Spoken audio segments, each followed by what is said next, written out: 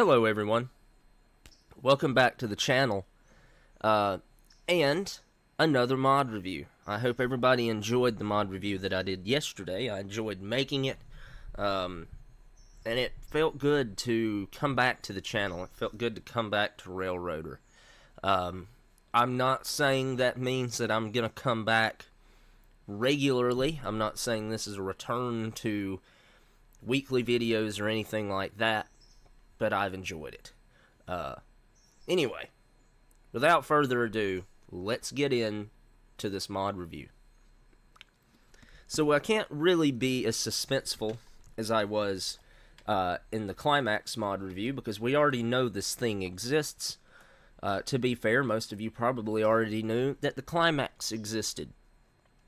But, you know, we're just gonna pretend like nobody knew it. It's a Shay. It's a Shay. We're gonna go through the features just like we did with the Climax and everything, and we're gonna go through just a little bit of history, and we're gonna kind of play around a little bit with some customizations that I think are pretty fun on Shays. Alright, I've got all my research that I've done, which isn't very much. It's mostly just dates. And everything. So if you don't know the history of the Shay locomotive was sort of a backwoods invention when it started life, thrown together with a boiler and some gears and some trucks that Ephraim Shay, who was a timberman in Michigan, I believe. I don't know why it's bringing weird things up. Yeah, in Michigan. He got tired of only being able to work in the winter because, you know, it's cold in the winter, so he built a tramway, designed the first Shay locomotive, and applied for a patent in 1881.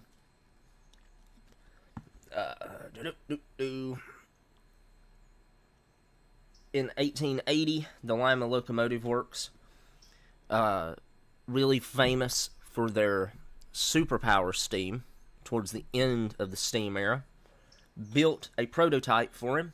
After 1884, they started building the Class B 3-cylinder 2-truck Shay. So just like we talked about in yesterday's video, this is a Class C 3-truck Shay.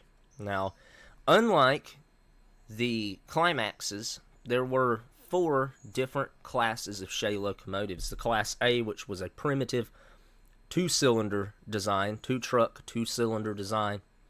The Class B, which was a 3-cylinder 2-truck design, reminiscent of this without the water tender. A Class C, which is this, 3 cylinders, 3 trucks with the water tender. And even a Class D. I don't think very many of these were built. I think only a few of them were built. But effectively, if we just keep going in the naming convention, a Class D, 3 cylinders, 4 trucks. So there would be an extra water tender right there, or just a longer water tender with a 4th truck. These locomotives were the most successful of the geared locomotives. There were more of these built than any other type of geared locomotive. They were so successful, in fact, that as the story goes, they refused to build a West Coast special. Therefore, the Willamette Iron and Steel, the Willamette something manufacturing company, Willamette Iron and Steel Works in Oregon began to build them. Once the patent had run out, they began to build them. They were basically Shays with a few differences that I personally don't know,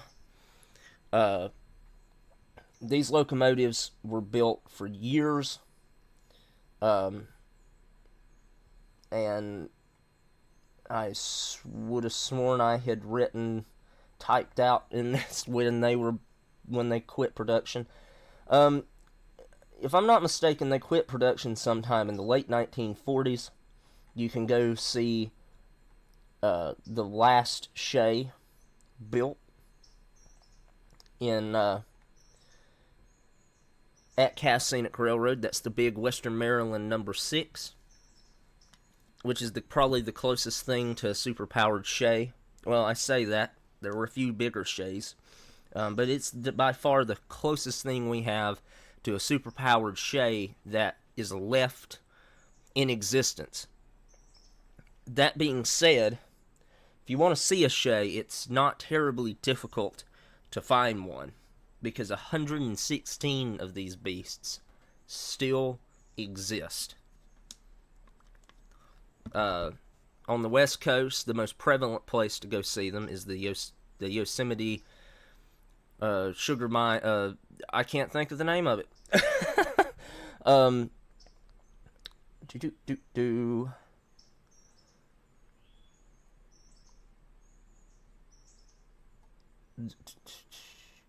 Yeah, the Yosemite Mountain Sugar Pine Railroad. Yeah, they own the old West Side locomotives. I don't know why I couldn't think of them.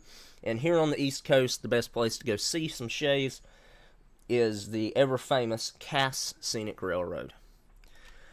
Now that we sort of know a little bit of history of the actual locomotives, let's jump up here, and let's go over some of the customization options that we get with the Shays from Marquette Creations. We have pretty much the same things on this guy that we had on the Climax, plus a few actually. Starting with stacks, we have the Rushton stack, the Radley Hunter stack, the Lima Diamond stack, which this is sort of, you see, I've seen more pictures of Shays with this type of stack than I have of Shays without this type of stack. We have the fun Rayonier trash can that I love. Looks a little hilarious on the Shay. Looks like, makes the Shay look a little top heavy. Now, we've got a couple of different pilots for the Shay. We have the Luna Locomotive Works pilot, which is sort of just the generic pilot that Marquette Creations uses. We have a road pilot, which sort of has a kind of southern-esque look to it. Just like on the Climax, we have a push-pole. I don't know where the push-pole's at. Oh, there it is. It's down here against the firebox. So if you missed the video yesterday, or whenever the Climax video came out, basically, you used a push pole to push a freight car on the track beside you. So if we had our Shay here and we had a log car here, we could put it in this polling pocket. Whoa, that's too close. We could put it right here in this polling pocket, and we could put a little pressure on it and then push the log car slash freight car slash anything, really, this way.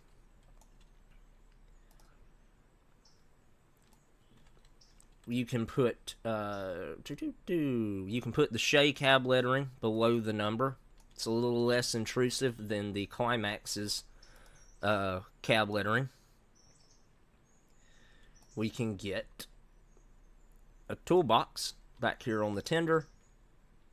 We can give it that alternative electric headlight, the converted kerosene headlight, and we can also give it class lamps.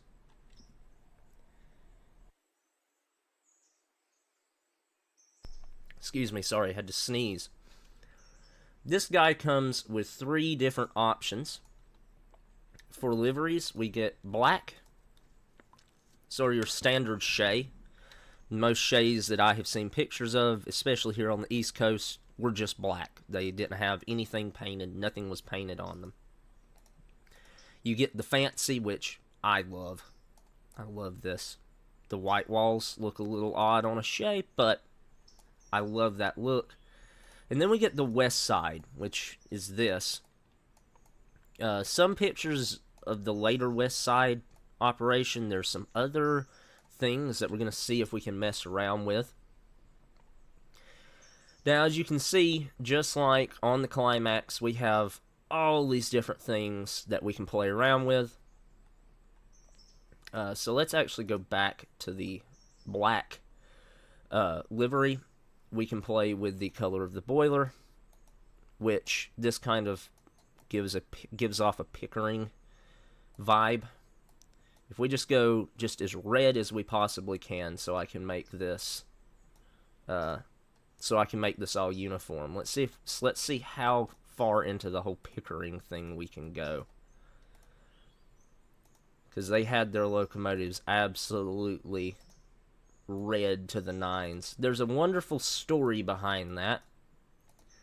If you want to go see that story, you can go watch Studio 346's Shay customization video. Then it'll kind of tell you sort of the story behind why they did that. So that's the closest we can get sort of to a Pickering look of an all-red Shay locomotive. Obviously, in Change the Whistle, I have the WNCRR bell replacer and quite a few bells in here. You know, I did actually forget this on the Climax, but you can do a reporting mark. So we're the Connolly Creek Lumber Co. And that pops up back here. You can give it a name, a class. Class C. Oh, it puts it down here. Okay. So it's a class C-60. The bunker, which is either going to be here or here, we'll just put Connolly in there. Oh, okay. Well, I'm not actually typing. We'll just go Connolly Creek Lumber Co. Wherever that's going to pop. Oh, it pops up right here. Okay. Sweet. So technically, I guess you could have nothing back here. Let's see if that works. Oh, no. Okay, never mind. Let's throw the Lima smokestack on this bad boy. We'll spawn in sort of the same, or a similar consist to what we had before. If I can find the skeleton cars. And then we will get the AI to drive the locomotive back here and pick these cars up.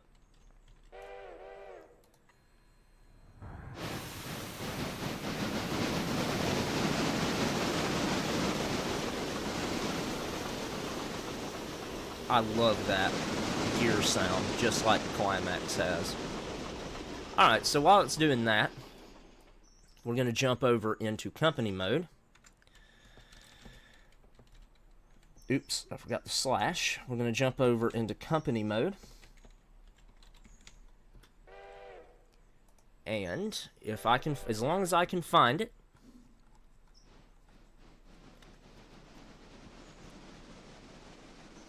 here we go. So this bad boy has 25,800 pounds of tractive effort, roughly 5,000 pounds less.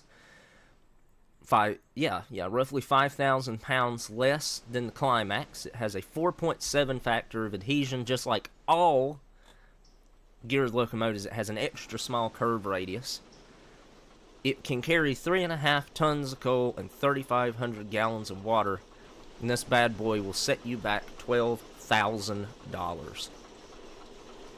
So just like the Climax, unless you're an absolute madman like me, you probably don't want to be doing any long runs or mainline runs with your Shay. Probably not the best idea. You can if you want to. Nobody's stopping you, but might not be the best idea. All right, so just like in the climax video, we're going to start off, get the locomotive up to speed, and we'll get some shots for you guys and see you around the bend.